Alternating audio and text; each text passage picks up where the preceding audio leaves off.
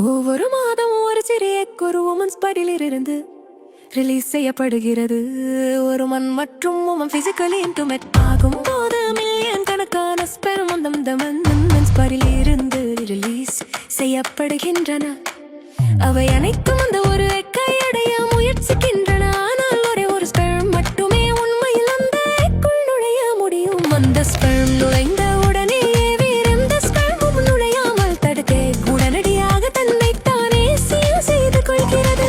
Sperm மற்றும் மெக்கிண்டேனை இணைந்து அந்த சரியான தருணத்தில் ஃபெர்டில நடக்கிறது ஒரு பேபி லைஃப். தென் ஆரம்பம் பின்னர் அந்த ஃபெர்டிலைஸ் டெக் ஊத்துருசை நோக்கி ஃபாலோ பிஎம் டியூப் வழியாக அதன் ஜர்னியை தொடர்ந்து கடந்துகிறது. சில நாட்களுக்கு பிறகு எக் பிளாஸ்டோசிஸ்ட் எனப்படும் ஒரு சிறிய கிளஸ்டராக மாறுகிறது. ஐந்தாவது அல்லது ஆவது நாளை சுற்றி பிளாஸ்டோசிஸ்ட் அதன் ஷெல்லிருந்து வெளியேறி உதருசின் சுவரில் தன்னை இணைத்துக் கொள்கிறது. இந்த ப்ரோசஸ் இம்ப்ளான்டேஷன் என்று அழைக்கப்படுகிறது.